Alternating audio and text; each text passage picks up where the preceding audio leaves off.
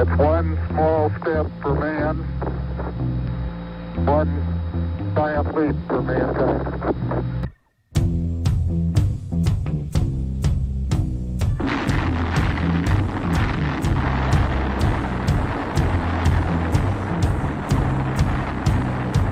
Flying down from Nova Scotia today.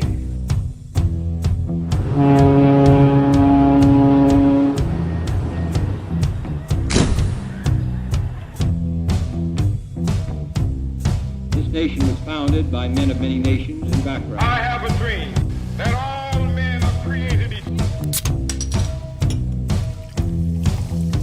Ignition sequence start. 6, 5, 4, 3, 2, 1. We have a liftoff.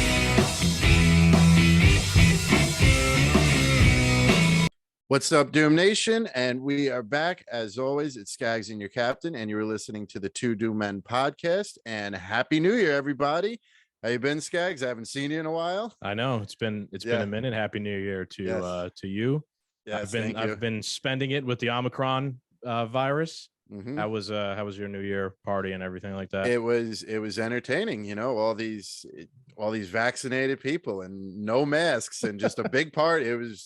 It was ridiculous, but it was a good time. Right. It was one of the regular dinners out. Interesting. Dinner, So, DJ, dancing, all that, open bar. all right, that's So, good to hear. So Happy New Year, everybody. Yes. We're back, and it's a new year. Going forward, me and Cap were discussing the podcast going forward in year 3. Mhm. We've been dicking around lately, having some fun doing the reviews and whatnot, but we're gonna get really focused right now on doing politics and whatnot the next couple episodes. Yeah. So we're gonna talk a little bit about Omicron today and some house cleaning items. We haven't been around for a while, almost 2 weeks, probably the longest we've gone without like a normal episode.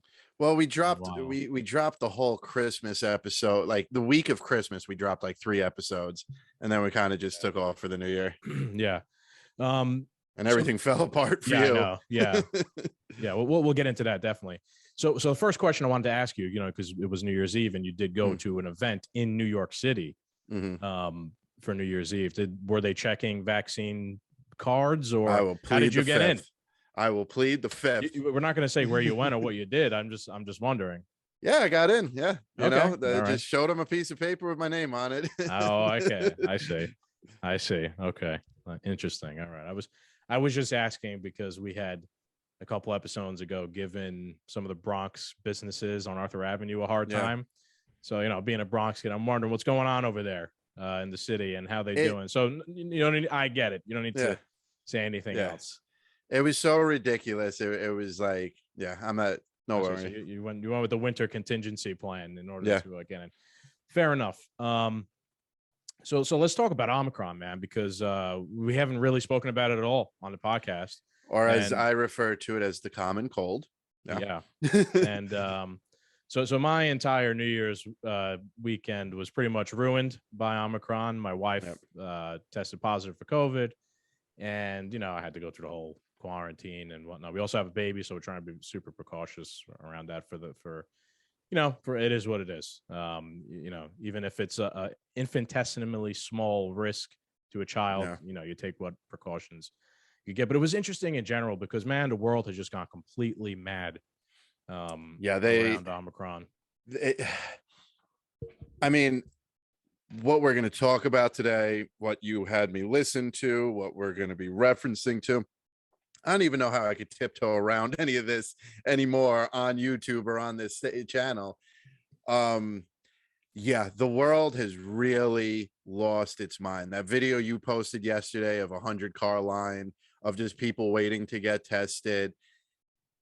Fear mongering. I'm sorry. I'm sure you have the sniffles, and I'm sure a huge percentage of the people who were getting tested needed to get tested. But this is just fear mongering at this point. Yeah, I mean, it's weird because the powers that be, the establishment, the corporate press, the people who have been like propagating the fear for the past 2 years, they're changing their tune the past couple weeks, right? Lightly again, changing their tune. right? Here's the disclaimer. I'm not a doctor. I'm not a scientist. I'm just going to tell you my personal experience what I'm seeing, and I'm going to criticize the government. That we're somewhat of an expert on criticizing the government. But I'm not gonna get into like scientific fact or details, because yes, we will probably get in trouble from YouTube. But yeah, Fauci has been on the been doing the circuits, and he's been kind of changing his tune on certain things. I believe he said that the cloth masks no longer work now, or they're not good. That you need an N95 or a KN95.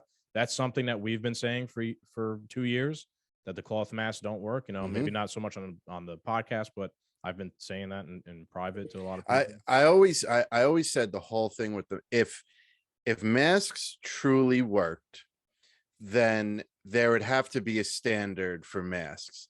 All right. It was that old meme that came out right away when COVID came out, of the type of mask you have to wear if you're a coal miner, the type of mask you have to wear if you're a painter, all these big industrial masks. I've worn them before. I know exactly what you're talking about. And then the deadliest virus in the history of the planet is this little blue piece of cloth that they stitch together in a garage and ship them out. If the masks did work, then and I guess now they are setting a precedent for what type, but excuse me, if the mask did work, you wouldn't just be able to do the neck gaiters, or the Nike one, or whatever, the cloth ones. Everyone would have to follow the same mask. If you're a coal miner, you can't just show up to work with a neck gaiter and be like, oh no, it's still a mask, we're good, right guys? Because it's not. If you're working with asbestos in an old New York City building, and you throw like a bandana over your face, you're going to die. Yeah. Right? You need one of those, chemically rated, asbestos rated masks. Yeah. So yes, you're right. So the fact that, the stores, every store, you must wear a mask. You don't care what type of mask I wear. So therefore, how important is that mask at the end of the day? Because there's even a website I found. My cousins on Christmas were like, you got to check out this website. I should have got you. It's called barelyamask.com. And it's a tight knit mesh mask that is fully breathable. It's not a mask. It's just a face covering to please people, and people buy them and they get away. Isn't it minimally compliant masks or something like that? Yes. That's basically just a face covering. And the new thing now, you probably haven't been out a lot, but everywhere I go they now have the mask mandates. You must have a mask to come in. Everywhere I go, it's the same protocol. You walk in with the mask, everybody goes, oh, hey, and then you pull it right down, and no one says jack diddly.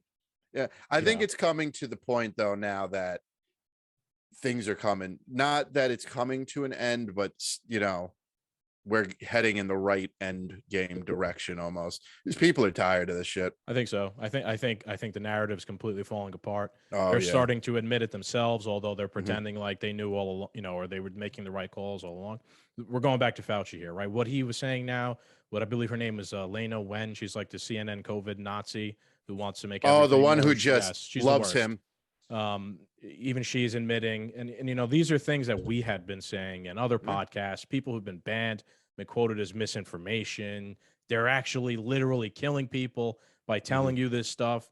We were right, and so were other people. I remember a few months ago, back when my town put the mask mandate back in place for one of the 1,000 fucking times they did or didn't. There was a whole argument going on the town group Facebook page. And I'm like, look, the cloth masks don't do anything. I'm like, if you're going to wear one, I'm like, it was about, the discussion was like over a private business, if they should be able to mandate or not. And I'm like, look, yeah, I guess, right. If the business really wants to enforce that, it's up to them. But at the same time, if you're going to wear a mask, at least wear the right one. I'm like, wear an N95 or the KN95. That's the one that will do something. I don't know what, I don't know how much, I don't know anything. Right. But I know that will do something compared to just a cloth. And boy, this Karen woman went after me with just a pass. She's like, you're spreading misinformation. No, people are dying, blah, blah, blah, blah, blah. I'm like, what are you talking about? I'm like, all I'm doing is recommending you wear a better mask, one. Yeah. Right. I'm like, I'm not telling you not to wear one. I'm saying you do as you please. Just, don't listen to what Fauci and these guys are telling you, because it's misinformation. And she was just beside herself, going crazy. Now I was right from her gods. right? Her gods have decreed that Skaggs was right. All It's these months later. yeah. It's funny to see the people who have been spreading misinformation are on TV every They're day, the and the biggest people who purveyors, haven't been dude. spreading Yeah. misinformation are getting kicked off of Twitter. Yes, Glenn Greenwald, the best reporter in the world. God bless his soul. He's always saying this. He's like, the biggest purveyors of misinformation are the legacy media, the Yeah. corporate press. Everything they're doing on there is lies, fake, or whatever. We're gonna get into more of that shit as this episode Yeah. goes on. But yeah, man, like the narrative is completely collapsing. I saw today also they finally admitted that if you're a fat fucking slob and you're out of shape, yeah, you're at more risk of COVID. So maybe you should lose some weight. So isn't Be that healthy. kind of right? Isn't that kind of antithetical to Mayor de Blasio eating fucking Shake Shack and French fries and giving out Krispy Kreme, giving out donuts? I mean, what the fuck? The next thing I could guarantee you, I posted this, I think, on our Instagram or maybe on one of my socials. I don't even know what the fuck anymore. But I was like, I guarantee you in the next like week or two, some official Fauci or someone's going to be like, yeah, you should probably take vitamin D and zinc. That would be a good idea. You know, I guarantee you that'll happen. Then I could probably say maybe 2 or 3 months from now, they're going to be like, you know, we're seeing with this Omicron variant, the natural immunity that it's giving to people is actually very helpful. So we're going to keep that in factoring in as we try and wind down. I guarantee you, dude, they're rolling back. They're rolling back everything that made no sense, and they're starting to make sense, which is odd. Yeah. I think a part of it, I think, is just this has all been politicized. Yeah. You know, all the science has gone out the window. We got the adults in the room. I think the adults in the room are finally so unpopular across the board that they're like, we need to backpedal just a little bit, or we're going to lose everything. We're going to lose even the people who normally follow us like sheep. I mean, some still are, but we're going to lose some people.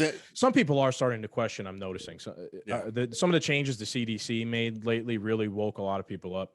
The change from the 10 days quarantine to 5, that made no sense to a lot of people who are just like still super paranoid about COVID.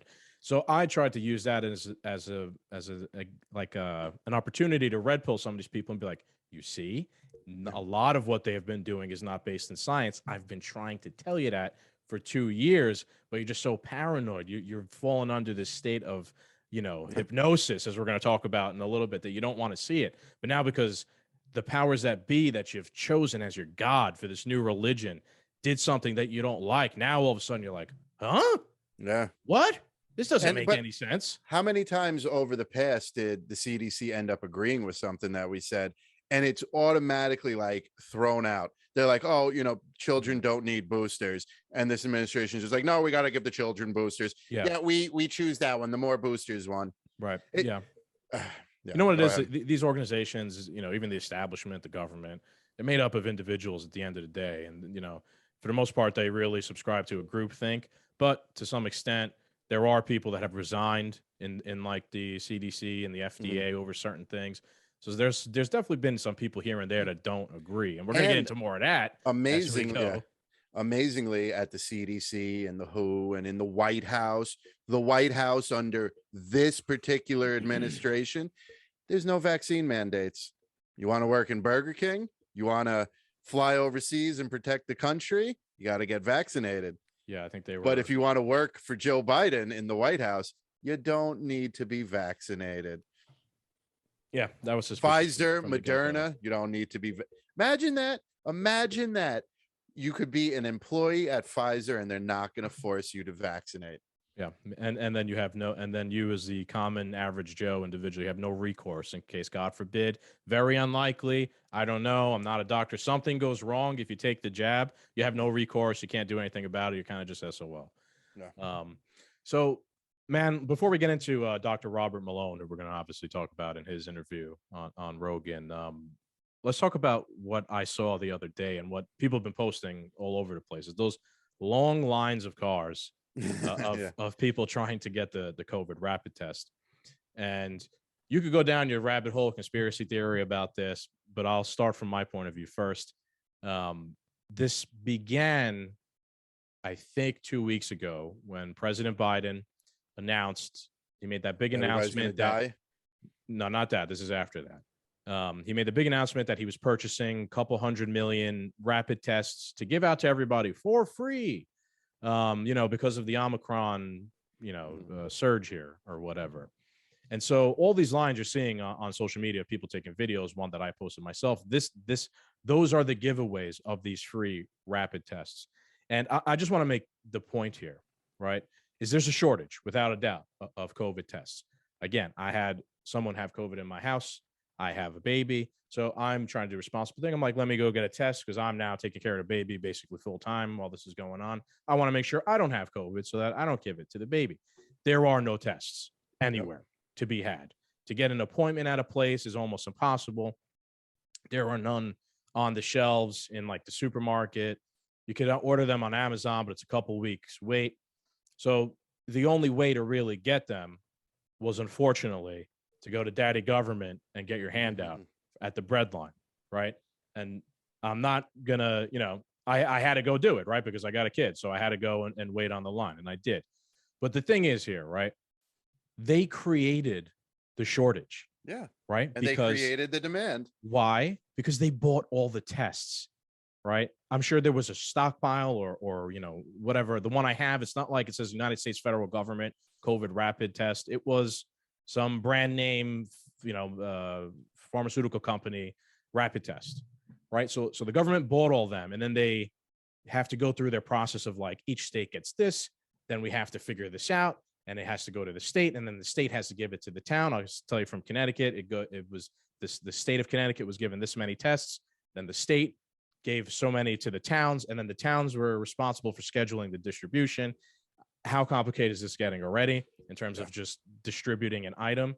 And my town was supposed to give out the tests last Thursday. And they had set everything up. We're getting 900 tests for a town of 13,000 people, and they get a call the day of, and they're like, because of a supply chain disruption on the West Coast, we weren't able to get the tests. We'll have to reschedule. It gets pushed back to Sunday, and they get them out. So if Joe Biden had just let it be, right, and not done anything, not bought 100 million, whatever the fuck, however many tests he did to give them away from free. I understand. I'm going to give him the benefit of the doubt. He's trying to be a nice guy. I'm playing devil's advocate here. He's trying to just give away tests to people to help them out because there's a surge going on. He made it worse because first of all, it's not for free. Our tax dollars paid for it, right? Because nothing's for free. Yeah. Second of all, if you give something away for free, everyone and their mother is going to try and go get it just because it's free. Secondly, there is a paranoia and hysteria going on around the country to begin with around Omicron. The lines around the country, I can guarantee you, ballpark, 75% of the people online do not have COVID. We're not in any sort of danger, not even exposed. They just went to go get one because they're nervous and they want to test themselves, or they want to keep it in their house as a precaution going forward. So if you had just left it be, Joe Biden, and left the tests out in the supply, the free market would have decided this for everybody, because you would have had to have gone and bought it and spent a couple dollars on your own, or go to the store, and you had to have done something out of your own pocket to do it. I'm sure it still would have been a mess anyway, but it would have been less of a mess. It would have been easier for someone who actually needed to get it. So the moral of the story there is anything government touches becomes a clusterfuck, and they can't do it right. They ruin everything. I mean, everything this administration touches falls apart, and you have a town of 13,000 people. So they calculated it and came up with the number of 900. Yeah. Okay. It's not the town's fault, right? It's what they were given. Yeah. They shortage the town on purpose. Why was there a shipping delay? Because the administration has caused a shipping crisis on both coasts of this country. It's just, if they only held Biden accountable for half of a quarter of what they held Trump accountable for, you know what I mean? Like, we might get somewhere if you think about, Trump had to always watch his back, because they would hold him accountable for anything and try and impeach him over anything they could. We have a full-blown, we have a full-blown shortage. It's no big deal. water under the bridge, not a problem. You know, I'm President Biden. I can assassinate a family of 9, including 7 children in Afghanistan. You know, no big deal, no problem. Don't leave Americans. You know, nothing, no big deal. Yeah, it's 9 kids dead. No, no one cares. But this whole at-home test, first off, we get in trouble. Podcasters, scientists, doctors, congressmen and women get in trouble for spreading misinformation. The amount of misinformation that's out there from the administration alone, once Biden said that he's giving out the free tests and stuff, I remember I had to go pick up a prescription at CVS and people were online. And this was like weeks before any state had them. They're like, oh, I've been going to every CVS. Where can I get the at-home test? They already thought the at-home tests were out. Who's spreading misinformation here? You don't even know when your town's going to have it. You already think they're hitting store shelves. You know what I mean? Or the big smarter move would have been the tests are on the way. The tests are at the state. Then announce to the world, I've given each state blah, blah, blah number of tests. They're going to start administering them right now. You know what I mean? And yeah, I get 100% what you mean. That could also be like people are just so disconnected from reality that some people think like, oh my God, the president said something. These things magically now appear on shelves to be handed out. Just a lot of people who live in a lot of like millennials and this young generation live in cities, they think just like meat and food just appears in the supermarket. And they don't understand that like these things need to be created by human labor and moved by human labor or machine labor. Something has to make shit in order for there to be shit. Shit hits the fan and the grocery stores are empty and they don't get there's literally going to be people that what do we do? What do we like? Like, I guess the world's ending, the city's burning. They're like, I guess we'll come back to Whole Foods tomorrow. Maybe they'll have maybe we'll stand here and stare at the shelves. Maybe they'll appear. Like, if we pray hard enough to our COVID gods, maybe to Fauci. Yeah. But also with this whole testing thing, this happened once again, suspiciously happened in the favor of the team COVID. The Omicron came out, the fear porn was risen. Everybody's running around getting at-home tests, going and getting tested at the doctors. Of course, the more people that get tested, the more positives and false positives, because even the CDC announced that the PCR test has false positives. And I also think they said that there's no telling the difference between the flu and COVID from the PCR tests. I don't know about that, but you are right. I'd have to search back at they did recently say another one of those many things that people have been saying, that the tests are not 100% accurate or great, etc. You know, make of that as what you will, but that's another one of those laundry list of things they're starting to backpedal on now. So, I mean, look at this. You scare everybody with this variant that is truthfully, and people don't understand it either, that it's not, this is one of the it might spread quicker, but it's less deadly than Delta and the Alpha strain. And there's people out there that they will tell us we're spreading misinformation, but they truly believe any form of COVID, you have 2 options, a vaccine or a ventilator. There's nothing in between. You know what I mean? Yeah. So they test everybody, the numbers goes up, and the media is validated. Yeah, I mean, one of the main messages I want to get out here tonight, I'm sure a lot of people listening already are not panicking, but calm down. Yeah. Right. All of the actual data points to Omicron is not as deadly. It's way more transmissible. I'm not one of these people that think it's a hoax. It's all bullshit. No, because it got to my house somehow. Right. And we barely left the house because of the baby. A lot of people I know randomly all of a sudden all started getting COVID again. Out of nowhere, like within my own circle of people that these I know. People started getting tested again, man.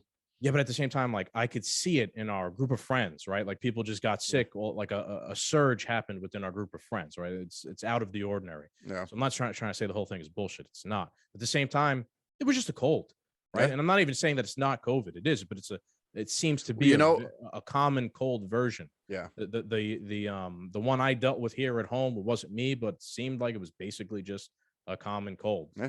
Luckily, And thank God. And once again, you could thank this administration because Joe Biden got out up there and said, well, if you're unvaccinated, you're going to die this winter. It's going to be a winter of death and hospitalization. But it's not. It's not. You look like, let's take real facts and real numbers, and you look all over the world, like the number of Omicron death cases are still like very low. There's probably more people dying from Delta and Alpha strains. There's no corresponding real jump. I posted something from the New York Times actually yesterday, and it shows that yes, while cases are going up around the world, the death count is actually going down. And I shared this with somebody who I'm always going back and forth with about COVID, and there's always an excuse. There's always some sort of rationalization to why. And it's because, well, that's because deaths lag behind cases, and it hasn't been 2 weeks yet. Yes, it has been 2 weeks. Omicron arrived here in the United States of America around Thanksgiving. That was almost over. That was over a month ago. Yeah. Omicron existed in South Africa probably 2 months ago, right? And there was no corresponding, surge of deaths there. There was a surge in cases, but not in deaths. So it's just bizarre. These are the people psychosis, right? That people are under. That if you present to them a shred of hope, a shred of good news, in my opinion, Omicron is great news, right? Everyone's going to get Omicron, and everyone after that is going to have a form of natural immunity. The people who are vaccinated, the people who are not. And my sneaking suspicion is going forward, it's over because everyone has natural immunity, and the next mutation, the next variant or whatever is going to be even weaker as the bacteria, the virus just wants to live and wants more hosts and doesn't want to die. So as things are getting better, people are looking to rationalize keeping the paranoia going forever. So my question to you is, do you think if we actually forget about the paranoia, the mass hysteria, if we get to a point where the virus is just a harmless germ, right? As our bodies are passing millions of harmless germs back and forth all the time without us even noticing whatsoever. And there's absolutely no at all like response your body has to it. How long do you think it's going to take for people to like snap out of the paranoia? Oh, very long, very, very long. Because so the person, you there's someone you go back and forth with all the time.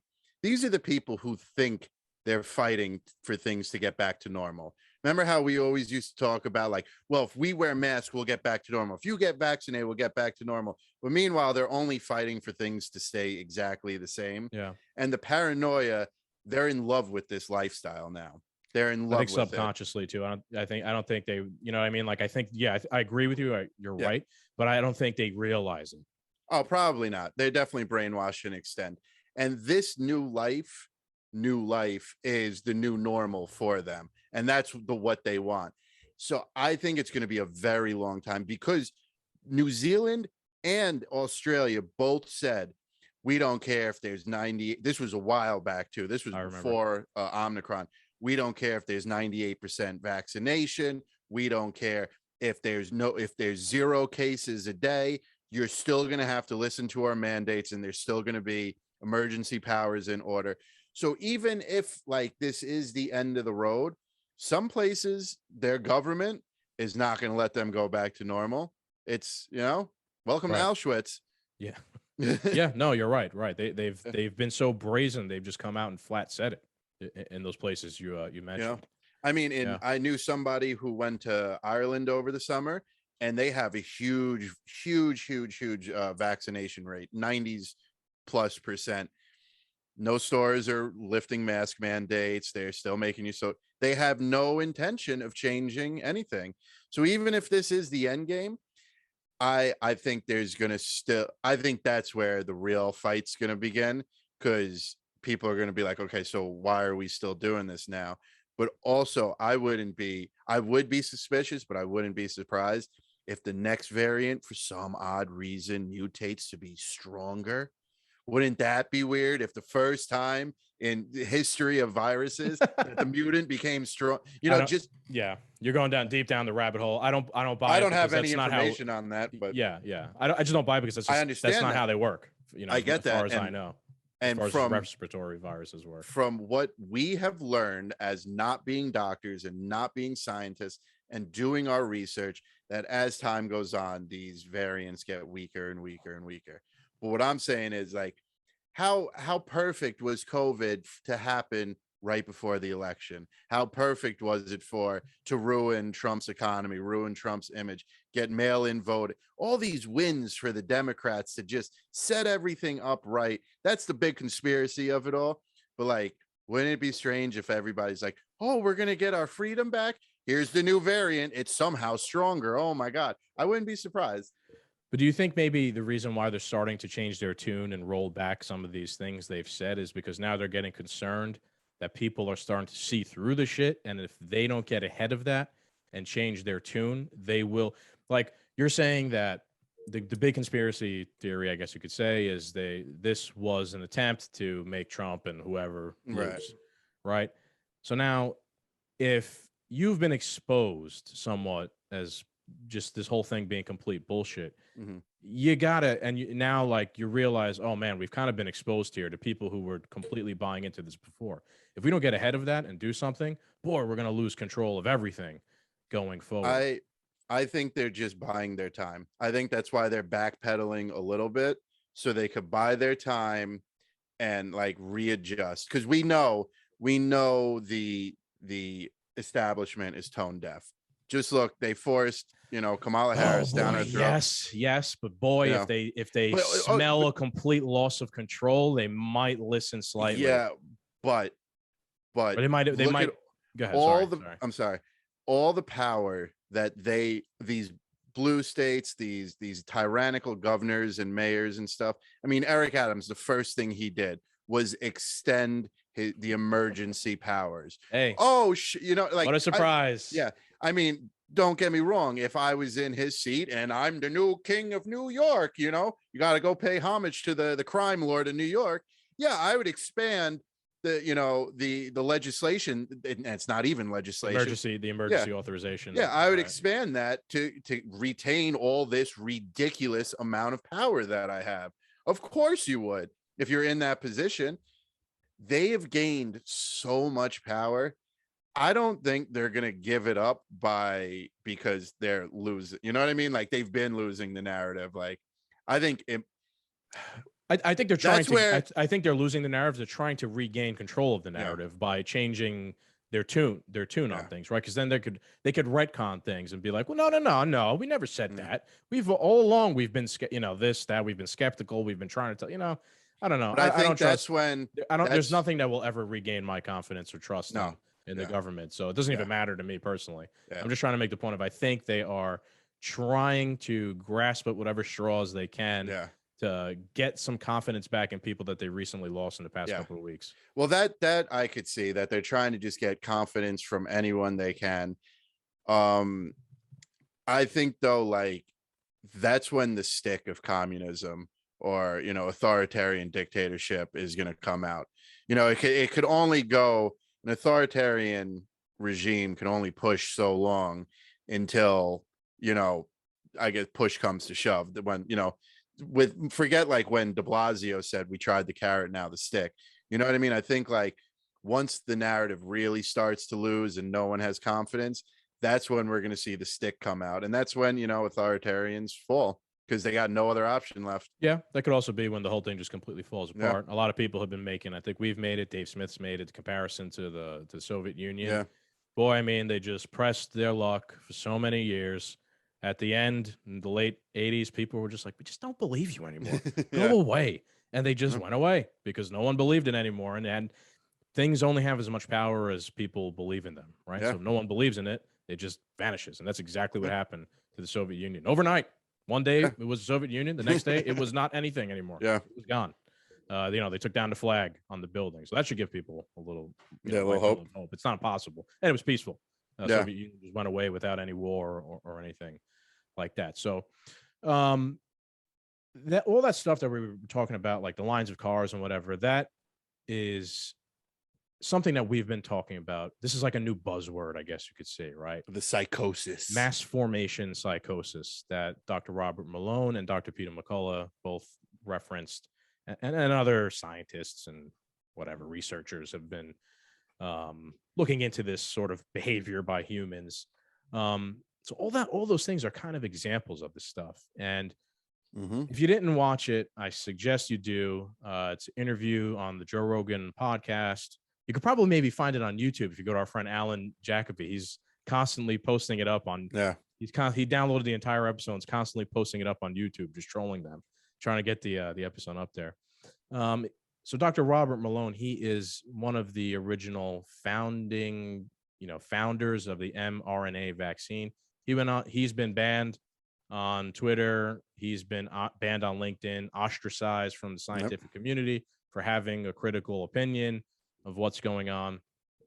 It's funny. I found out who is, I don't want to say owner and I don't want to say donor, but Mr. George Soros has his hands in LinkedIn.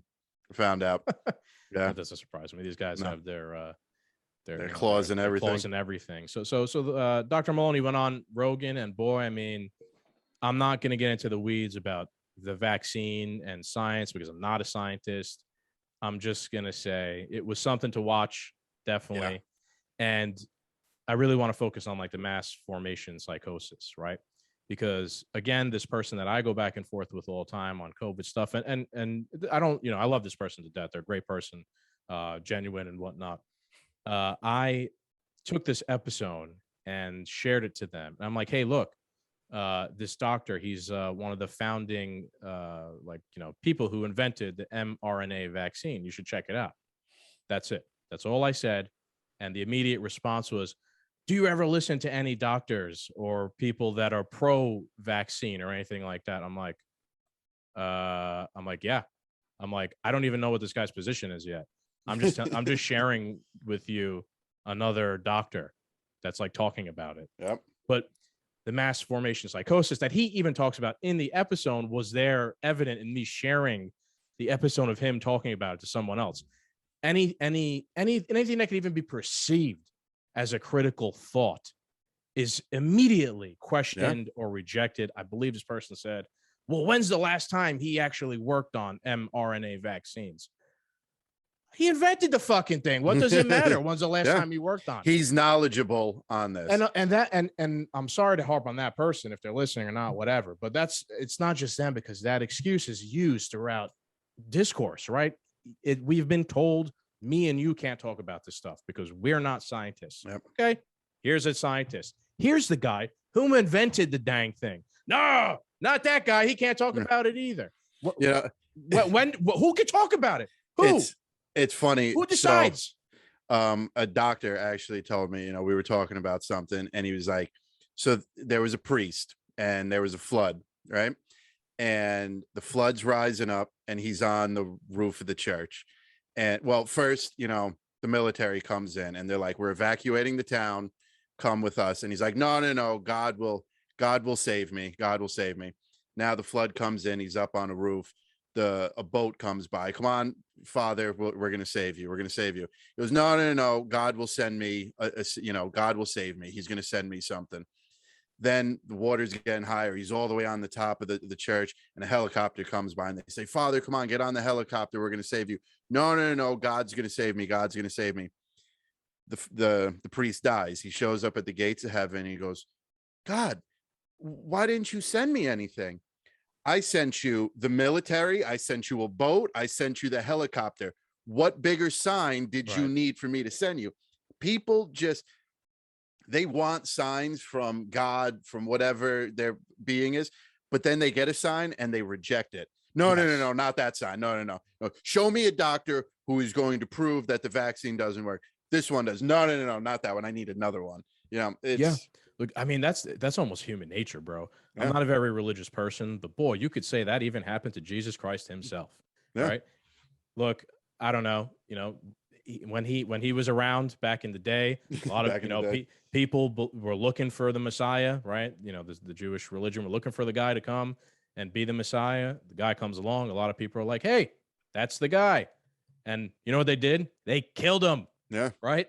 So, I mean, was he the guy? Wasn't he? I don't know, right? I wasn't there. I'm not that. I'm just trying to make the example of it seems to be human nature. You're looking for the thing to save you. It presents itself, and you strap it to a fucking cross and you kill it. You know what I mean? Like Shoot away. Yeah. Yeah. Well, I don't know.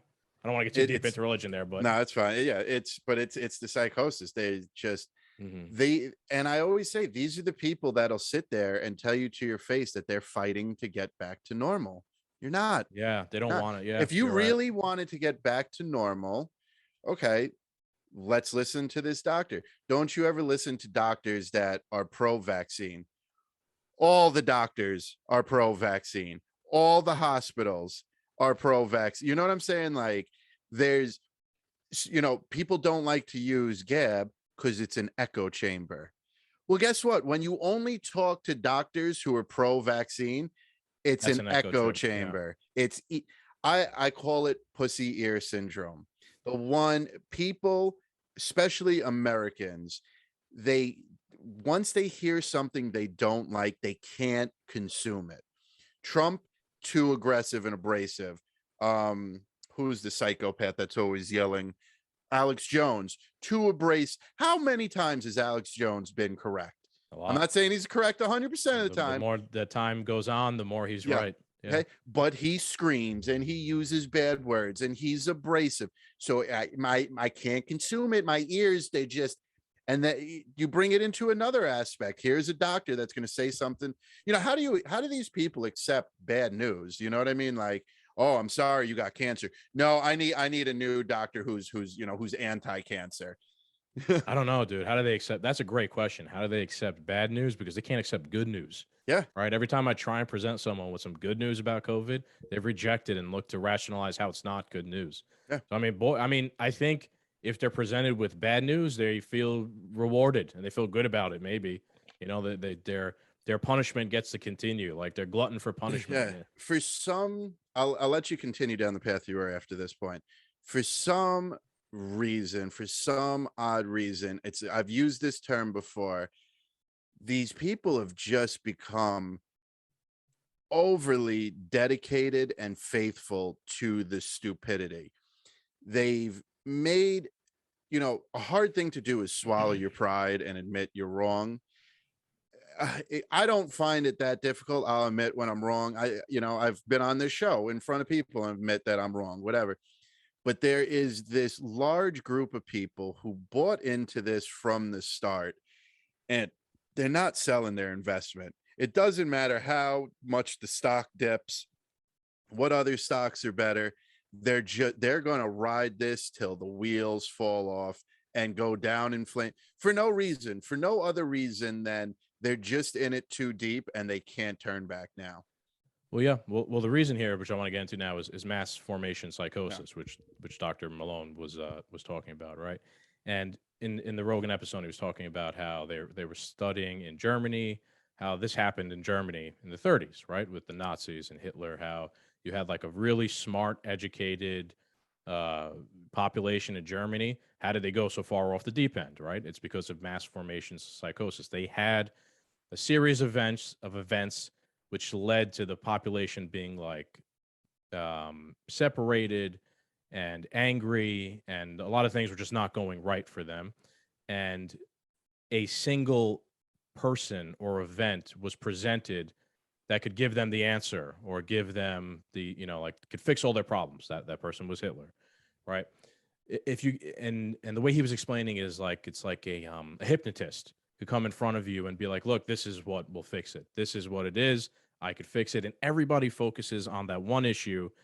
And reality be damned. It doesn't matter what's really going on. You could convince an entire population of people that the Jews are the problem and we should literally ship them into a camp and mass kill them because they're the problem. So that is what mass formation psychosis is. The whole population just buys into some bullshit because they're all focused on one problem. At the time, the Germans, it was because of the war. They were poor. The things weren't going good in Germany because of them losing World War I. So they blamed it on the Jews. That was what their mass formation psychosis was on. We use that all the time, that example, because it's just like the most popular, widely used. obvious example of like a population of people believing some bullshit and going crazy to completely like evil ends. Yeah. Right. But I want to use another example of how it happened in our lifetime already once before. Well, me and you were alive, and no one is making this example of mass formation psychosis. 9/11 was mass formation psychosis. Okay, I can see when where this is going. 9/11 happened, every single person in the world was focused on what just occurred. I'm sure you were, right? You couldn't go around the corner without someone knowing about 9/11. The only place you could really go was Afghanistan, right? With those are the only people who didn't know anything about it, right? Ironically. And because everyone was so worried about terrorism and Al-Qaeda and bombs on the George Washington Bridge, anthrax, they're going to come here and they're going to, invade America and put Sharia law under everybody. And they're going to destroy our entire society. War, government, George Bush, do everything you possibly can. Weapons of mass destruction. Pass the Patriot Act. Take away all our rights. Let's go after Saddam Hussein because he has weapons of mass destruction. And boy, we were young, me and you were just kids. We probably weren't very politically active. If you went back to that time, if you criticized what the Republicans, the Bush administration, and all of them were doing, you were a heretic. You were unpatriotic. You were un-American. If you opposed the war in Iraq, if you opposed the war in Afghanistan, you were an outcast from society. Yep.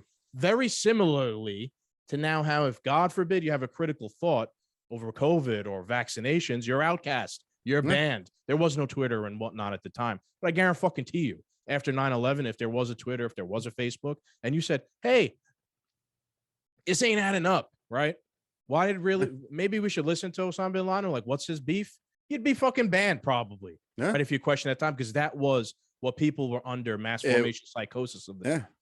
Yeah. It's the boogeyman, like we always went back to. They present you a boogeyman. Fear sells in this country. It does. They scared us with, we just got attacked and Saddam Hussein had weapons of mass destruction. No question. Let's go over there. People COVID's supported scary. it. We have a vaccine.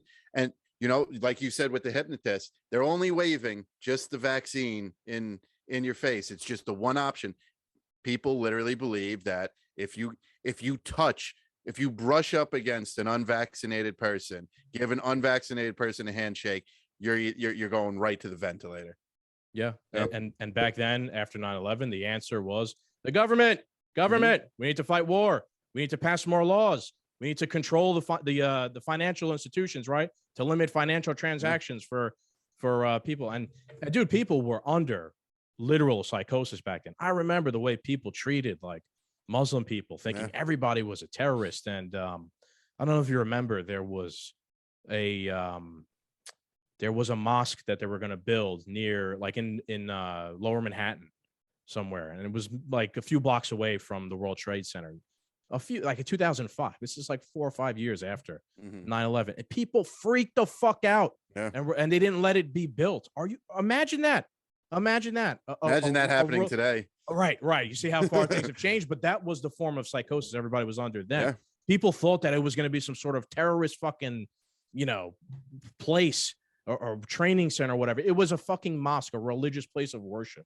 I remember even the imam was like, I like America. I love America. He's like, and he was like speaking out to try and make his case. He was like, no, we think what happened was abhorrent. And we but they were the unvaccinated of the time, the Muslims, right? In America. So, keep that in mind. It's happened in our lifetime. It's the same playbook, man. Yes. It's the same friggin' playbook. Before that was, the Cold War. It was the spread of communism. Yeah, the communists were the unvaccinated. And now the communists are in the White House. Look at that. Yeah, man. I got another really interesting topic that Dr. Mallone brought up in the Rogan interview that I wanted to mention. And he talked about how he knows he himself is one, right, of the doctors who has been critical of the COVID regime and the vaccination. And he's obviously been ostracized, canceled. There's been hit pieces written about him. He's been kicked off LinkedIn. He's been banned on Twitter, blah, blah, blah, blah, blah.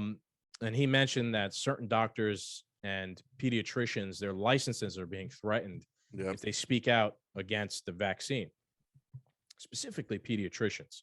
And Dr. Malone was also making a point that I feel like a lot of us who still have fucking morals, that if you fuck with kids, we're not taking that, right? That's like a step beyond if you're going to start fucking with kids. So he was making a point. I wouldn't say that it's it's a threshold for let me put it this way.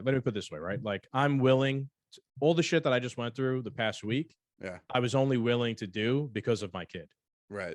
But if some government agent came here and was like, your kid has to be vaccinated, you'll have to be stepping over my dead body. Yeah. In order to do that. So let's just put it that way. So, getting back to Malone real quick, right? Let me finish my point here. He's saying that as the rollout of the vaccines towards, the age gets younger and it's going towards children, he knows a lot of pediatricians and doctors for children that are being threatened if they question or if they criticize the rollout or the vaccine, they will have their licenses pulled. Right? I don't know Dr. Malone from a hole in the wall. All right. I've watched the whole thing. I tend to believe him. He's got the credentials, etc. I have a personal story that can corroborate what Dr. Malone here is saying. You don't have to believe me. You might not know me from a hole in the wall, but I'm telling you the truth right now. And the person who told me this, I completely believe them. A person that I know, a family member of theirs, is a pediatrician, and the pediatric group that they work for was recently emailed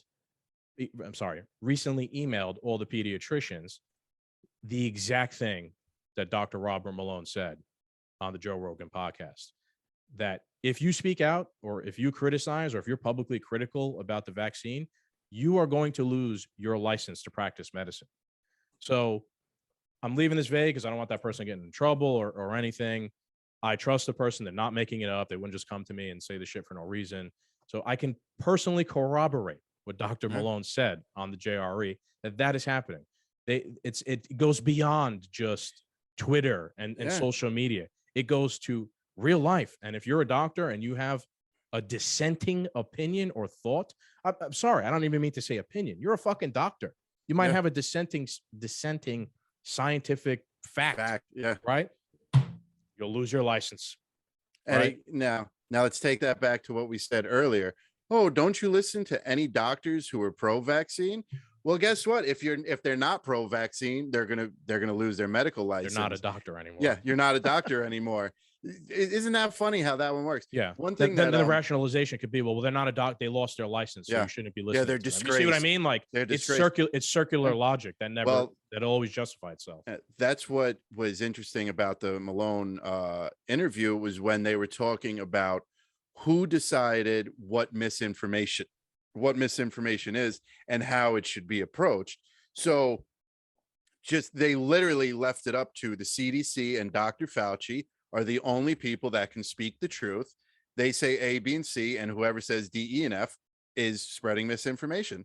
Meanwhile, A, B, and C is a lot of misinformation. Yeah. Yeah, without a doubt, dude. They're, like I said, they're the biggest purveyors of misinformation. And then, later on, as Aaron Rodgers, science that you can't question is just propaganda. Yeah, he's right. He's right, 100%. We need football players to tell it. The ones to wake people the fuck up. Football players and MMA commentators are the heroes of the day, taking a stand. I got to give Joe Rogan credit. Like he's putting a target on his own back. Just to try and present an opposing opinion that's not being presented anywhere else. You know who Joe Rogan is? So he's Jon fucking Snow. He is the reluctant hero that we all need. He needs to keep cranking out these red pilling videos, because eventually did he leave Twitter, or is he still active? No, he's still Twitter? on Twitter, right? Okay, we can get into GETTR, but he went so because they're censoring everybody. He has a backup now, I guess. Yes. How the hell do you say GETTR? What is it? GETTR done. That's the way I'm saying. Really, GETTR done. Every time I see it, I say GETTR done. Okay. Yeah, just for background, for context, if you don't know, GETTR is another social media platform that's basically very similar to Twitter. It was founded by Stephen Miller, a former Trump guy. I could be wrong about that. Former Trump aide. I've basically been founded- seeing a lot of founded weird it. things about GETTR. Yeah, I don't trust it, but yeah, like But it like it's another Chinese owned app and stuff Yeah, like that. I don't know. I don't trust it, but go ahead. What you're saying? Yeah, he's Jon Snow. So the last big episode he had, what was the guy before Malone? Dr. Peter McCullough. Yeah, and he is Right. the most published doctor of our lifetime Yes. or whatever. What's And interesting about it is Dr. Peter McCullough was like an expert in COVID treatment, yeah, and Dr. Robert Mallone is an expert in vaccination, which is like the preventative for COVID. So they were like two ends of the coin, and you got to and two opposing opinions to like the COVID regime and two different sorts of practices. and that episode got like 40-50 million views. Yeah. People are hungry out there. Dude, people are saying this could get over 100 million views, the most viewed episode of a podcast ever. And it should. When that's why we're talking about it. People need to check this stuff out, because what is said, I was sitting there and I was like, all right, I'm just gonna start cleaning my guns, because I don't see how this doesn't end up in a world war. But people are hungry out for it. We've been saying this forever, that we are the majority. The media does not represent that. This is how we get around the media. Eventually, they're going to try and silence Rogan, and people are going to lose. That's going to wake up a lot of people. These red pilling episodes, I'm only calling them red pilling episodes for the sake of it. He needs to keep cranking them out, so more people start waking up and realizing this. Because if you look at it, what we need is a leader. And we can't even look to America's history or politics for a leader anymore. Because even if Donald Trump is the one to unite America, there's still going to be people that hate him. You know what I mean? Like at this point, and not even like presidency, just a leader in general. I feel like the leader. Yeah.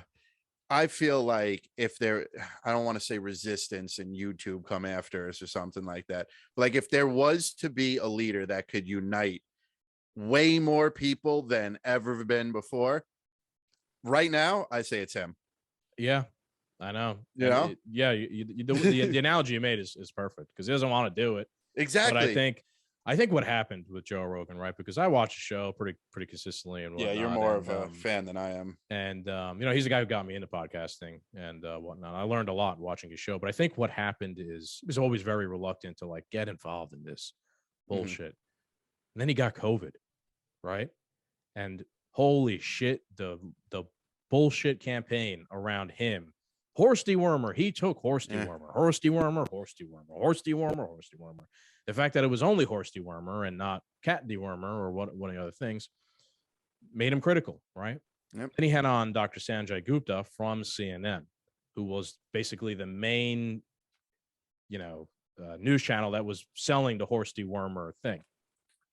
And he had him on, and that was another fascinating episode where they went back and forth, and I thought it was pretty telling. I thought Dr. Gupta, maybe I thought maybe like some progress was made between like opposing sides, points of view.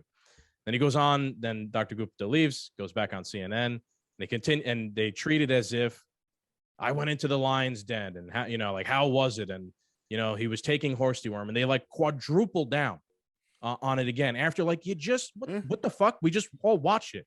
We just watched 3 hours of like cordial sharing whiskey, having a nice chat, and like coming to some sort of understanding. But then you go back on your propaganda station and it's a complete opposite. That was always going to be the plan, man. Here's the thing though.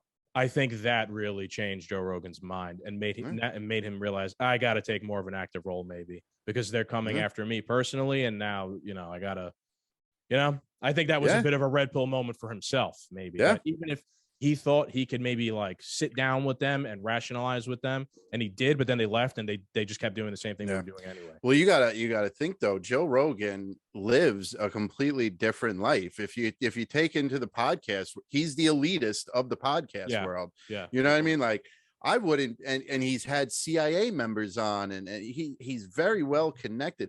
Yeah. I wouldn't be surprised if one day he gets a call from the CIA and is like, we need your help or whatever, something like that. Like, to blue pill people or something in the way.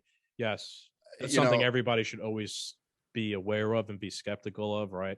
Yeah. Right now, like the corporate press, the legacy media, like they're the propaganda machine. They're the arm of Pfizer, right? But that might not work for very much longer. And how long is it until a Joe Rogan, I hate to use him, but a Joe Rogan becomes the propaganda machine, because the people who need the propaganda realize, hey, those old things ain't working anymore. Yeah. We got to change them up. Hopefully those individuals, that's the thing with like decentralization, right? If you're an individual, you're harder to corrupt. Like if it's a huge corporation or a huge media organization, yeah, man, you could corrupt it pretty easily. But if you're one person that has like strong morals or believes in strong values, fuck you, get lost. That's why I'm saying right now, I would like to see Trump go on Joe Rogan's podcast. And I know Trump would put his foot in his mouth or something like that, but that would be a big way to get, Trump's millions of followers, Joe Rogan's, and just a way to unite a large number of people for some form of understanding. I guess he's not going to really red pill too many Trump supporters or whatever, but just I think I would always have liked to have seen that, right? I'd like to have seen that because I have a lot of questions for Trump, and when he's asked, he's always giving interviews in like short, stupid segments, right? Where you can't press him, right? Give him 4 hours, and you ask him a question, and he gives you one of his stupid bullshit responses. You could be like, what do you mean? That doesn't make any sense. What are you talking about? And you could press for more of like a thorough explanation. He has time to give a thorough explanation. I'd like to see what he has to say on certain things. Like I would too, but I don't see anyone else moving the masses better than Rogan could right now. No, I mean, I shared with you earlier was how hysterical was the I shared with Captain earlier today. It was like Q3 I have it right here. Media ratings in millions. It was like Joe Rogan at the top with 11 million views per episode. And it was like Tucker Carlson with 3, and then I got it right here. Yep. So Q3 2021 media ratings, average viewer per show, millions. Sources, the Nielsen and Spotify. We spoke about the Nielsen reports before. Joe Rogan Experience, 11 million per episode. Over 3 months, over 4 months. Q3. Tucker Carlson, 3.2. The 5, 2.9. Hannity, 2.9. Fox primetime average, 2.3. The Ingram Angle, 2.3. Rachel Maddow's show, 2.2. MSNBC primetime average, 1.2. And then the winner of them all, the king of the castle, CNN primetime average, 0.82. Those poor guys, man. The king of the losers, CNN. No one's watching their shit. I mean, that should be a white pill for everybody right there. Nobody's fucking watching. Even like Fox News, even the best of like the legacy corporate press, Tucker Carlson, even he's nowhere near Joe Rogan's audience. You know what I mean? So those things are on their way out. People are moving on, and we were just talking about it. I used to be in advertising. This is only happening because it's CNN, because it's establishment news, because it's legacy media, because they are, what were we calling them? The media. Press. Because they are the head of the corporate press. And that's saying a lot, that the head of the corporate press has the least viewership out of all of them. We are the majority, not what they show. They wouldn't know. All their polls, all their numbers are BS. And you also have to take into account that CNN is put on in every gym locker room, every airport, every doctor's office. So that 0.82 isn't even that accurate of asses in the seats. CNN primetime, I turn on the TV. People who intended to put it on. Yeah. So it's even lower than that. Yeah. If the Rogan episode hits 100 million people, like they're saying it's gonna, that's 100 million people who like literally intended to go and watch it and had to seek it out. It's not airing on like the television and you might randomly come across it. It's on Spotify, which is a fucking terrible app. And it's hard to even watch on. And if 100 million people like go through all that, like they have to go, how easily do people give up nowadays in terms of technology, right? Yeah. If 100 million people go through the bullshit of the Spotify app, that should tell you something right there. People are willing to deal with the nonsense. I think he's going to eventually get silenced. They're going to. We'll see. Well, it's going to be hard to silence him on Spotify, but I think they'll go after him on Twitter.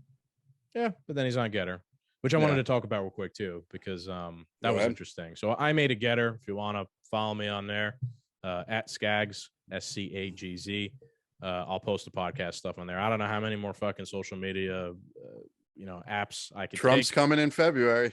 We got banned on TikTok, so I'm like, you know what? Let me continue. Let me throw my 2 cents in on GETTR, and it was more of like just throwing my 2 cents in based on like support for like an alternative to Twitter because of what Twitter did. They banned Mallone, they banned Marjorie Taylor Greene, and that was and Rogan also announcing he was going somewhere else were the straws that kind of broke the camel's back yesterday, which was Sunday and Saturday. And man, like a lot of people switched over to GETTR, and not necessarily just switched over. A lot of people just made an account on. I think GETTR. like 9 million people. Yes, and they just started posting on there because people are fucking tired of Twitter, which has gone off the deep end since Jack left. Jack was not great. Jack was not perfect, but Jack was much better from Parag Agrawal, who's in charge now. The censorship has gotten tremendously worse. Yeah. So Marjorie's gone. Marjorie's gone. A lot of people jumped over to GETTR, and I just want to caution people. There definitely is some shady shit with GETTR. At this point, every fucking social media is shady some way, one way or another. But GETTR is proposedly founded upon like free speech, and you could say whatever you want on GETTR. So I found it pretty funny. I know somebody already got a post. I don't really taken down. I know you don't really follow like maybe the Liberty Twitter community. I know. I'm pretty sure I saw that on Gab. So the Liberty Twitter community is pretty funny, and they're all about free speech. So a couple guys in the Liberty Twitter community have made it their mission to try and get banned on GETTR because it's a conservative, right wing, apparently a conservative, like social media app. So the Liberty Twitter guys are posting things that would really fucking piss off conservatives, like Donald Trump is a pedophile, faggots, every kind of like Jesus was a pedophile, just the most horrific, terrible stuff you could possibly say, because GETTR is supposed to be founded on free speech, right? So what are the limits to free speech? So some guys like Reed Coverdale, Justin O'Donnell, Liberty Twitter guys, hysterical. They've made it clear, like, we're just doing this test to see how far it can go. Zach, the unfit statesman, he's going nuts. He's posting a whole bunch of shit on GETTR. The guy's coming up with the most craziest shit you could possibly think of. He's been posting like wild on there. So that's interesting to see. And you are seeing that there are certain things you can't say even on GETTR. But it's funny because it's more of like, you can't say the word faggot. You can't say bad words on GETTR. Which is, I mean, a little, I get free speech. That's what it's kind of like coming down to. It seems, and I made the post on GETTR. I was like, it seems like GETTR is really just a conservative household, like your traditional conservative household. Yeah. You could talk whatever kind of politics you want in a conservative household, but if you say a bad word, you're going to be punished. So, maybe that's what it is. I don't know. I mean, in 2022, we shouldn't. I mean, I think we've moved past, calling people, homophobic slurs and shit like that. So, but I know how they, people use it in that stance. But it was funny that you were talking about like how Twitter's gotten worse. On the Mallone episode, they were talking about how Pfizer has a hand in the fact checkers of Twitter. Yes. And Mark Zuckerberg a while back under oath in court said that Facebook fact checkers are based upon opinion. Yeah. So, right. What Dr. Mallone was, I was going to bring this up before, but we kept moving. But what Dr. Robert Mallone was bringing up, and this is not something I even knew, or you probably even were aware of, but someone who sits, I don't know if we could look this up, maybe who exactly it is. I don't remember if he mentioned it or not, but a person who sits on the board at Pfizer, like you were saying, also sits on the board at Thomson Reuters. And Thomson Reuters is the company that does the fact checking for Twitter. So, I mean, is that not a conflict of interest? The only thing that they're fact checking on Twitter about is the vaccine and COVID. And you have someone who sits on the board of one of the main vaccine, pharma companies, and he also sits on the board of the fact checkers. Like you're selling me a product, and then the regulatory agency. You sit on the board of the product of like a company that sells me something. And then you also sit on the board of the regulatory agency that's supposed to regulate the information about that thing. Yeah. I mean, come on. I don't know what the guy's name is. I could look it up if you want to, go for it. We don't need to go, but we made the point. It is a conflict of interest. How deep does Pfizer have its arms, its hands in the pot? They have to be everywhere by now just to keep this narrative going. And the scary part is, like, some people will be like, no, that's perfectly fine. Yeah. Right. Well, those are people, that are under mass fighting to make things go back to normal. Yeah, mass formation psychosis. Yeah. They they won't care. You looked it up? I'm trying to look it up, but it's Google. So another problem is that Google is not going to make it easy to find anything. What's funny is when the term really started hitting the internet, social media, mass formation psychosis, Google freaked the fuck out because this is kind of like a new term that they don't understand yet. And people were posting how, like, they were searching mass formation psychosis on Google, and Google was giving them like messages like, we haven't verified what this means yet. So we can't necessarily put out any search results. They haven't propagated it yet. Right, exactly. And then after a while, one of the first things that came up when you Googled it was some hysterical. This is going to be so ironic. Was some left-wing YouTuber who was saying, this is a right-wing propaganda term. That was nice. for a while. That was the first thing that came to the top of the list in terms of the Google searches. So, I mean, come on. Isn't that misinformation right there? It is. And it doesn't even matter because they'll just change the definition, just like they changed the definition of fully vaccinated, just like they changed the definition of booster. You know what I mean? Like, just like they changed the definition to gain of function research, right? Just to save Fauci's ass. Natural immunity. Yeah, they'll just herd immunity. Sorry. Yeah. They'll just change the definition. So I found it here. Jim Smith. He is a board member at Pfizer, and he's the chairman of the Thomson Reuters Foundation. Yeah. So I mean, there it is, right there. The company that does the fact checking, at least for Twitter. The guy who's basically one of the guys in charge is the same guy who's in charge. One of the guys also in charge at Pfizer. Pathetic. I mean, I don't know. Pathetic. I'm not questioning the vaccine. I'm just questioning social media and censorship. That's what we're questioning here at the end of the day. What else you want to get into today? You want to do your question that you proposed, the 3 things you'd like to see in 2022? Yeah, man. So I saw this on Twitter, and I thought it was an interesting thing. We were going to do this when we were going to record an episode before the end of the year, but that never happened. So new year, we're going to be going forward here. So the question I was going to ask to you, Cap, and to everybody else, if you want to think about it at home, what are the 3 most important issues you want to see addressed in 2020? Could be anything you want, whatever it is. Go ahead. All right. I actually have 4, so there's a bonus. First one sounds like a joke, but I'm dead serious. I would like to see Kamala Harris address anything without laughing and complete her task at hand. I want her to be given a job, about it, not laugh, and then complete the job, or at least take a crack at it. I'm not saying, Mike Pence was a good VP, or obviously Joe Biden wasn't a great VP. I couldn't tell you who was the last great VP. Maybe Dick Cheney for shooting someone in the face or something like that. But she is just a waste. I mean, even talking about outer space, she has to get child actors. I want one truthful thing out of her. So I would like to see the VP, do something. Okay, number 1. Go ahead. What's number 2? 2. We got to address the southern border crisis, because it's a crisis on multiple levels. Trump was bad. Trump was racist. Trump put in all these racist, new laws and executive orders. And now the Biden administration X'd all that stuff, caused a huge crisis down at the border. What's going on down there is no better than when a wall was being built, was no better when they were being released back in Mexico. Living under a bridge with dozens and thousands of other people is not any better.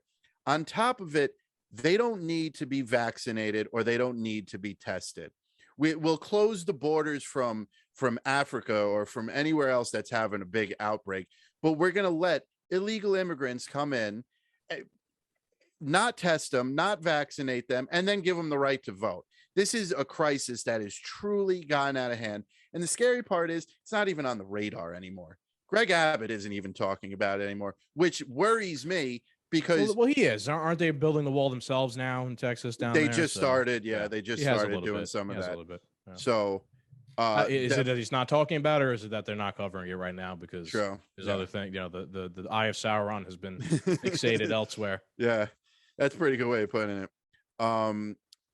Number 3 is something that we might, you know, with what's unfolded and the backpedaling, we might get a little bit of natural immunity and therapeutics. There is, I'm sorry, YouTube, I'm not saying do not get the vaccine if you think you need to get it. If I'm surprised you haven't gotten it already, people, shame on you. But the fact of the matter is there is a thing called natural immunity and there are other therapeutics. Just in the Mallone episode on Rogan, he talked about how a part of India completely flattened the curve without the vaccine, and Biden's administration went over there and spoke to the president, and they're not going to release what type of medication was in these med packs to help. So we want to follow the science. Follow the science, Dr. Fauci. I am the science. If you were following the science, you'd go, oh shit, they flattened the curve over there. We need to study this. If a zombie apocalypse broke out and Italy found a cure, are we as Americans gonna be like, no, F that shit. We don't want We have to none sell of that. our own cure. Yeah. While people are being eaten alive in the Yeah. streets. Yeah. You know, I mean, you want us to follow the science? Let's follow the science. You know what I mean? But no, our own government went over there and silenced what flattened the curve. So, and then for the bonus one, and I think we're going to actually start to see a little bit of it probably at the end of this year, is we need to address Biden's mental state. We have to. He's just a runaway locomotive at this point. Yeah. Saw him today talking about chicken farms in Delaware. Interesting comment. And his fake White House set. That's always an interesting place. Because he has no access to the White House. Yeah, that's always bizarre. Those are interesting. You took a little different route than I took. You took like very specific political topics. Mine are obviously political too, but I took more of like a broad stroke approach. And my 3 are, I want to end 3 things. And these are the 3 most important issues I want addressed. I want a complete end to the COVID regime. I mean, this has been, the past 3 years has been like the biggest attack on our civil liberties, just individual rights, bodily autonomy, freedom, everything you could possibly think about. There's been no greater threat I could remember than the past 3 years, especially because it's just the most dangerous because a lot of people love it. Yeah. Right? And they don't realize what a threat it is. You know, another funny personal story, the other night on New Year's Eve, I watched network television for the first time in a very long time. I mean, I don't watch TV. I don't even have a television provider. I just have internet. And then like I go to YouTube, I streamer. I'm a cord cutter, whatever you want to say, right? So I downloaded the NBC app. My wife wanted to watch Miley Cyrus and Pete Davidson. And holy shit. Every other commercial is about COVID, is about getting tested, is from Pfizer. Pfizer was sponsoring a couple of things. There was one from the NBA. It's like, buy your rapid test, the same ones that we use in the NBA for COVID.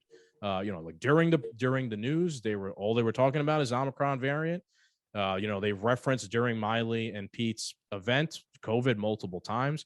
COVID, everything. You couldn't go more than 30 seconds without hearing about COVID. And I was just like, holy fuck. I mean, like, I do a podcast. I'm well aware of how bad this shit is. I didn't realize it was this bad, that like every fucking commercial basically is about COVID, either the vaccine or the testing or the danger or the this or the social equity or whatever. There's something about it. It's just insane. It's the biggest threat, without a doubt, to freedom, to individualism, to everything. I want that gone. I want that over with. I want that completely dismantled. I ain't accepting no fucking social credit score or anything like that. Fuck that shit. Second thing I want completely ended is all the wars. We have been at war for 30 years now. Good luck, Miss America. Right. And there's been no return on investment. War, the state is the biggest exporter of violence. It has killed so many people around the world. They just blew up, like I mentioned earlier in the episode, the 9 people, including kids, in Afghanistan.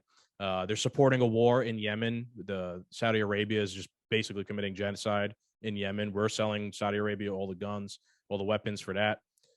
There's always just war. The warfare state has to end. We have to stop treating ourselves as the world police and just funding, getting involved in now Ukraine, right?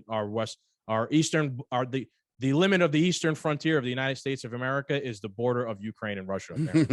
Yeah. So that has to end. On top of the fact, of course, it puts, well-intended American soldiers at risk for nothing. If someone's going to fuck with us, let them come here. We'll handle them. And my third, although it's probably the most important one of all, is, and this is kind of like a really anarchist libertarian point, the Federal Reserve has to be ended. Right? Oh, well, I mean, good luck. The Federal Reserve basically is the government has been handed a magic money printing machine. And so long as they have this magic money printing machine, they can continue the warfare state. They can continue the COVID regime. They can continue to hand you a check and make nothing happen. And they can continue to just do whatever the fuck they want because they're not grounded in any sort of reality. They could just invent money and then spend the money they need. You want to go and destroy the supply of COVID-19 tests? Well, we'll print we'll print $500 million and spend it to buy 100 million tests. We could just do that. If government overreach and government insanity would be severely limited if they only had like a hard cap on funds they had to spend. You know what I mean? Like if they only had a couple hundred, billion dollars in the bank, it's a lot. And once you hit zero, you're done. Right. They can't do anything once they get down to zero. Right. But because they have the magic money printer, they could just keep doing whatever the fuck they want. And it's completely corrupted everything about society. So that's probably the most important, but that's my third. There you go. All right. Those are big ones. Yeah. So all right. So, we might hear about Joe Biden's mental state on CNN before we hear about the Fed getting shut down. Yeah. That's a couple layers deep for people to even realize, but something we'll definitely try and talk about. I want to get Big Vinny Mazzy on again from and get into stuff like that with Tim. I think there's a million and one conspiracies about the Fed, man. Yeah. So all right. I think that's a good place to end it. What do we got coming up, Cap? We are working on. Are we going live? We got to test it. I'm gonna try it. Yeah. All right, Doom Nation, to celebrate the insurrection, the worst day since what was it? Pearl Harbor, 9/11. Worse than 9/11. Yeah. We are going to be on Instagram Live. Hopefully, we are going to be streaming live on our Instagram at 2DoomMen_podcast. And we are going to be visited by a number of our friends from our podcast community. And some people are really psyched about this. Yeah. So they can't wait to get on. They can't wait to yammer and BS. And it's going to be a good episode. I would expect a lot of conspiracies. I had a lot of topic of, I'm probably COVID and January 6th. Because we know the Democrats are really going to turn up the heat on the 6th and make it this national day of, mourning. Mourning for all the people they killed. All the thousands of people that died. Apparently, I saw it on the Gateway Pundit. That's why I didn't really dive deep into it. Apparently, Mike Epps, what was the FBI from? Yeah, Mike. He is being subpoenaed Ray Epps. Mike Epps is the black comedian. He is being subpoenaed apparently to testify at a January 6th hearing. Interesting. Well, and also the Antifa guy who was in all MAGA gear and taking pictures and sold it all for thousands of dollars. I think he's being subpoenaed as well. All right. But it's from the Gateway Pundit. I don't know. Yeah, well, we'll probably talk about those things during that. But I it's gonna be fun. Hopefully I could get it to work. It's going to take some rigging to do here with multiple people, Zoom and Instagram Live. So if you want to tune in, it's going to probably be about an hour or so. A lot of fun guys from Patriot Podcast Group should be joining us. It's going to kind of be like a little bit of a power hour where people can come and go as they please, drink, whatever. And then you guys can comment, and we'll try and, interact with the audience if we want to. So that will be on January 6th, the worst day in the history of the world. Worse than Pearl Harbor, worse than 9/11. We will be live on our Instagram channel. So morning, just torn up in tears. Yes, we'll be reading off the names of the thousands of people that were killed. Yeah, it should take us about 3 seconds. Capital. So, all right, everybody. Thanks for joining us. Yep. Doom Nation, it's been a pleasure. Happy New Year's, guys, and we will see you on January 6th. Goodbye.